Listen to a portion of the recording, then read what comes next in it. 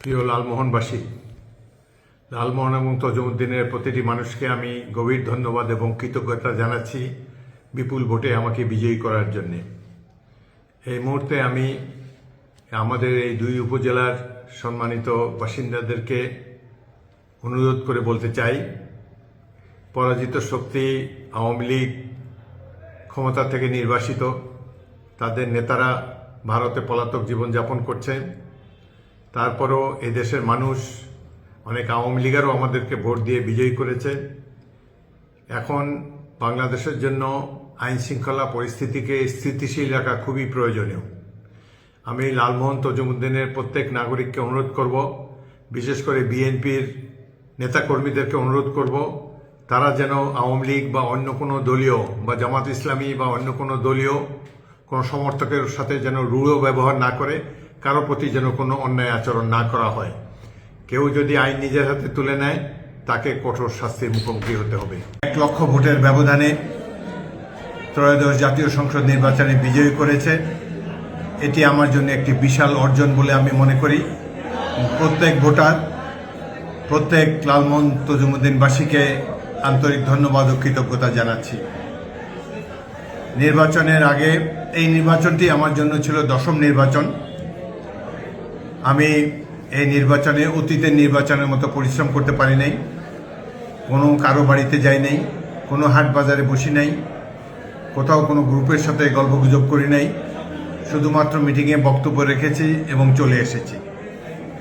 এবারের অনেক নূতন ভোটার হয়েছে, সারা দেশে 4 কোটি তরুণ ভোটার প্রথমবারের মতো ভোটার হয়েছে। এদের অনেকেই যুবক, আমাকে কখনো দেখে নেই, তাদের সাথে আমারও কখনো দেখা হয়নি। তারপরও তরুণ, যুবক, বয়স্ক সবাই আমার উপরে আস্থা রেখেছেন, সেজন্য আমি অত্যন্ত কৃতজ্ঞ সকলেরই কাছে। আমি নির্বাচনী সভায় বলেছি যে আপনারা আমাকে দেখে ভোট দিবেন। আমি লালমোহন তজুমুদ্দিন থেকে দুর্নীতির সকল শিকড় উপড়ে ফেলার চেষ্টা করব। লালমোহন তজুমুদ্দিনকে মাদক মুক্ত করার চেষ্টা করব। কোনো মানুষের উপর কাউকে আমি অত্যাচার করতে দেব না। আমি এমপি হিসাবে শপথ নেওয়ার পর আবার আপনাদের মাঝে ফিরে আসব। আপনাদের সাথে সরাসরি আমার যোগাযোগ থাকবে। আপনাদের কারো কোনো অভিযোগ থাকলে আমাকে বা আমার প্রতিনিধিকে সরাসরি জানাবেন। আজকে সারা বাংলাদেশের ভোটাররা যেভাবে ভোট দিয়েছে, আমি বাংলাদেশের প্রত্যেকটি নাগরিককে স্যালিউট জানাই। বাংলাদেশের ভবিষ্যৎ অবশ্যই উজ্জ্বল। যেই জাতি এই ধরনের সুষ্ঠু নির্বাচন করতে পারে, কোনো কেন্দ্রে, কোনো আসনে কোনো ধরনের গণ্ডগোল ছাড়া, বিশৃঙ্খলা ছাড়া একটা সুষ্ঠু নির্বাচন অনুষ্ঠিত করতে পারে, সেই জাতির ভবিষ্যৎ নিশ্চয়ই উজ্জ্বল। আমি বর্তমান অন্তর্বর্তীকালীন সরকারকে ধন্যবাদ জানাই, নির্বাচন কমিশনকে ধন্যবাদ জানাই, প্রশাসনকে ধন্যবাদ জানাই, সর্বোপরি বাংলাদেশের সাধারণ মানুষকে আন্তরিক কৃতজ্ঞতা জানাই একটি সুষ্ঠু নির্বাচন আয়োজনের জন্য। জনগণ সবচাইতে বড় শক্তি, জনগণের উপরে কোনো শক্তি নাই, সেটি প্রমাণিত হলে এই নির্বাচনে। আমি 10টি নির্বাচন করেছি, এবারের নির্বাচনটির মতো সুষ্ঠু নিরপেক্ষ নির্বাচন অতীতে আর দেখিনি।